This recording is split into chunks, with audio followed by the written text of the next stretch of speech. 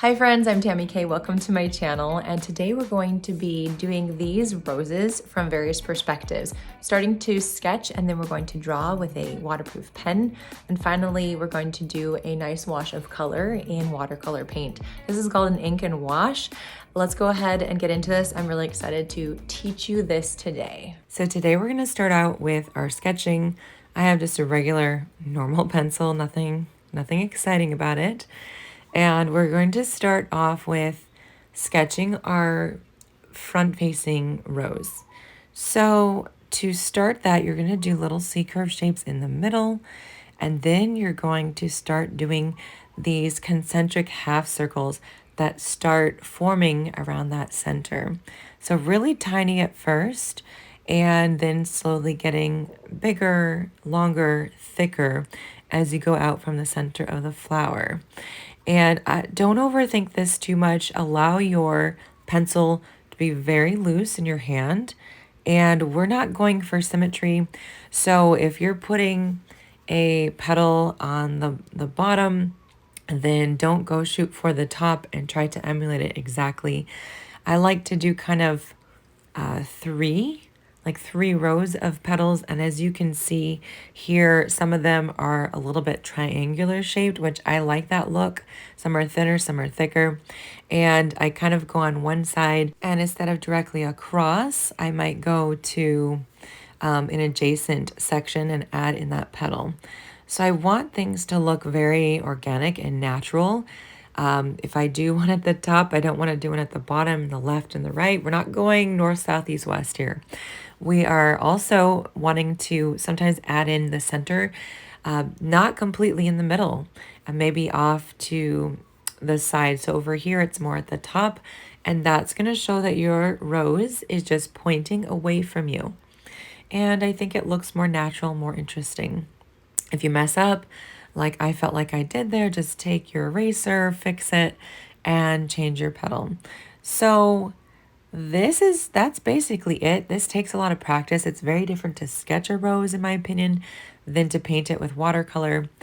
And it's just a practice for both of those things to get better over time. So with the rose petals, those are pretty much done. With our leaves here, I am making these jagged leaves and with a line down the center. So just jagged zigzag on one side coming up to the top, and we'll do another one here. And of course, those are all stemming off of the main stem, adding in some veins as well. And we're going to go over this with that pen, but I just want to have my pencil in. I could sketch with a pen, but this feels a lot more secure. So we're just going to do it this way. Same thing at the top, those wonky, jagged leaves here. I'm making them a lot skinnier than you might typically see on a rose. Again, this is art, and you make it what you want it to be, and you can augment things. But when people look at this, they're most likely going to see a rose. That's pretty obvious, but you can tweak things however you'd like. So we're going to do now a side-facing rose, and this is a sketch that I did based on a reference photo that I took a while back. I really love this one. It was one of those bush roses. I took it from the side, and it was just quite beautiful the way that the petals were laying. So we're doing that today. So exciting. All right, so we're going to sketch out, and it's going to be a little bit abstract here because you're not seeing the reference in front of you. But I've got this petal that's facing up, and then we're going to do another one facing down. So that's going to be, you can see that the center is in the middle of those two petals. And then we're going to do a few that are flipped in the back, you'll see. But right now, this is the front part, a little bit of a rounded shape. So we have kind of two oval shapes that have points, and then that rounded one, and then a few tiny ones there that you can see poking through on the other side. And now here we're going to do the one that's facing backwards, and it's quite large and flat. Just did a little line there. I just added that in. And you want to be just really light on this if you're not feeling sure about your sketch, so that you can easily and confidently go back and erase as you need to. And so we're going to do another petal here that is facing to the side, so it's going to look quite thin. So just think of maybe a thin oval shape here. It's getting thinner as we get towards the middle. And a little piece of it is jutting forward there. And I'm just kind of filling in these spaces, whatever makes sense, based on my reference photo. So we're going to do another one here. It's another kind of triangular, well, it is definitely an oval shape, but more triangular at the top. And there we go. That's pretty much it. So you've got a lot of petals. Some are thicker, some are thinner. Put in that stem. And some of those tiny shapes for the petals that are poking through on the other side that you can barely see. Adding in some line details here if you would like. You can also darken up some petals if you want to differentiate between the different ones. That's totally fine. Now we're going to draw a rosebud. And so this one can feel a little tricky too, but let's remember the visual of an oval shape. So as we're drawing that in, we're leaving a little space at the top where we can kind of round it off, add a little extra petal there. And we're going to do some of those, the green bits. When the bud is tightly bound together, you have those green strips over the colorful flower, and then they slowly release and they move down and the bud is exposed. So we want to make sure we put those in our sketch.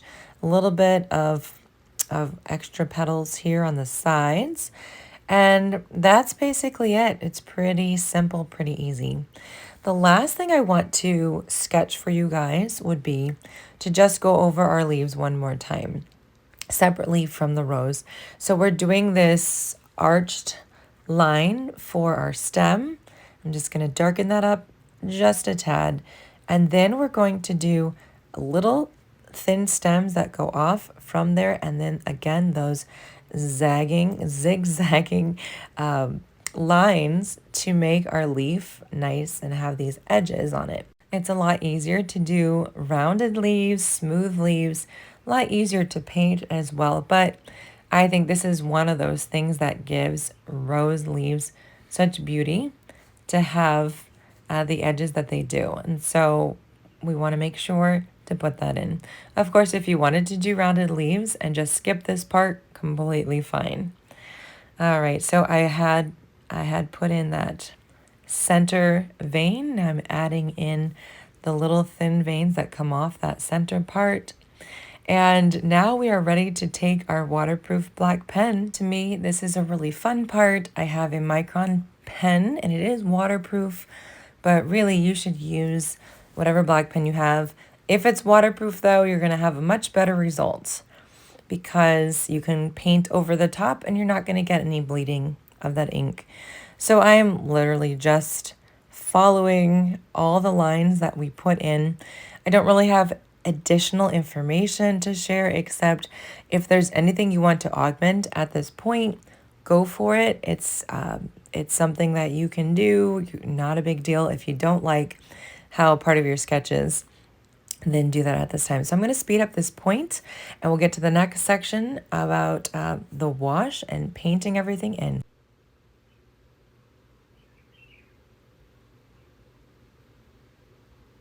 I'm using a number 8 round brush here. It has a really nice fine tip and I like this a lot. It's going to give me the coverage that I need and the details.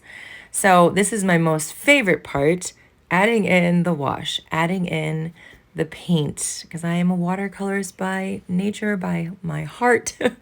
And as much as I love to sketch and draw, I love to see that color really come alive. So I've mixed up a bright pink on my palette, just adding in more water so that it's a really nice light color.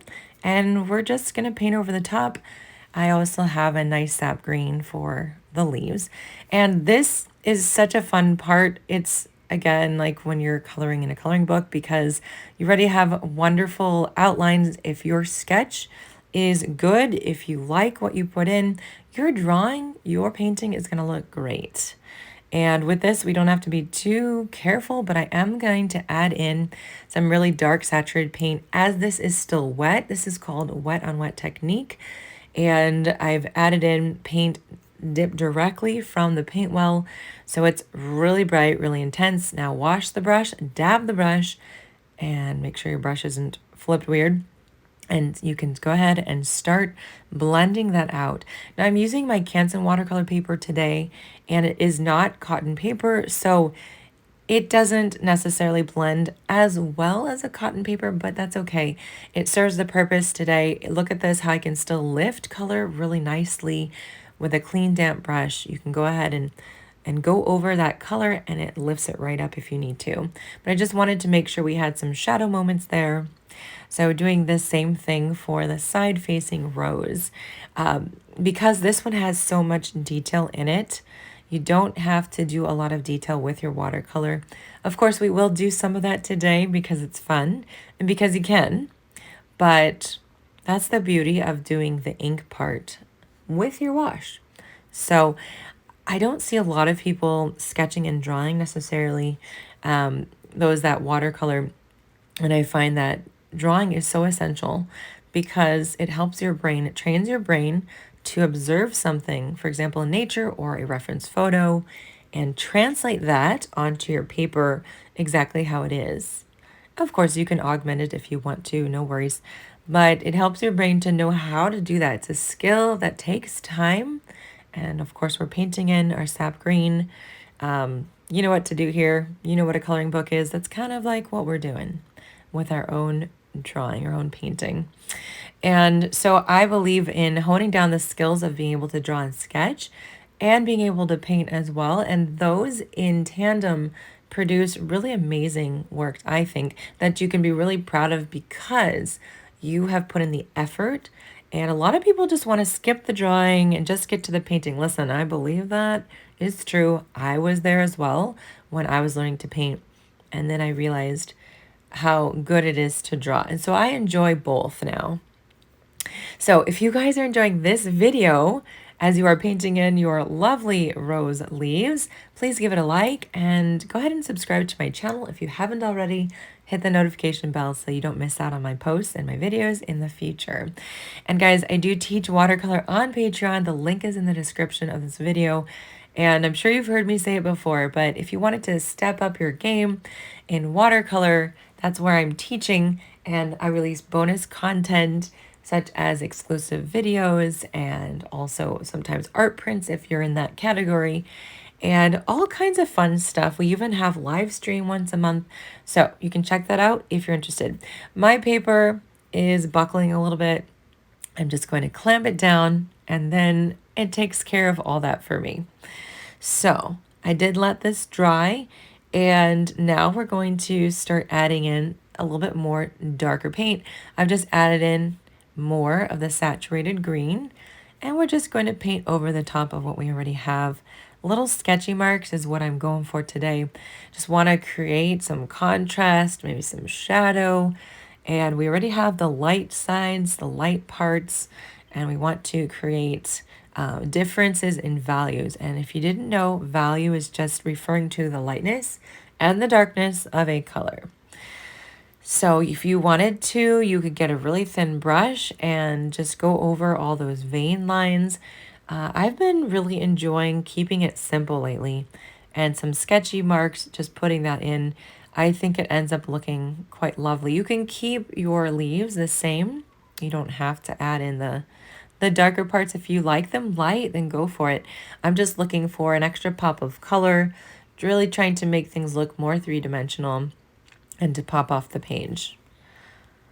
So I hope you guys are feeling well at this point and you are enjoying your painting. If you are feeling anxious in any way, I should have said this before at the beginning, but definitely take a deep breath. Remind yourself that this has been a great practice, and I hope you have learned a lot.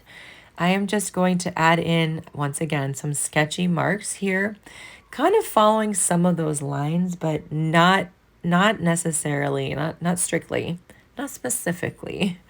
And you can leave them sketchy like this. This is kind of my newfound, well, not necessarily newfound, but my new preference to how I paint in the details. But my preferences are always changing, so we'll see how it goes. So our rose, our top rose there is looking good. We have our bud painted in, and it's really just about it, guys. I hope you enjoyed this ink and wash video. Keep learning, keep sketching, keep painting, And I'm so glad you joined me, and I will see you guys soon on the next video.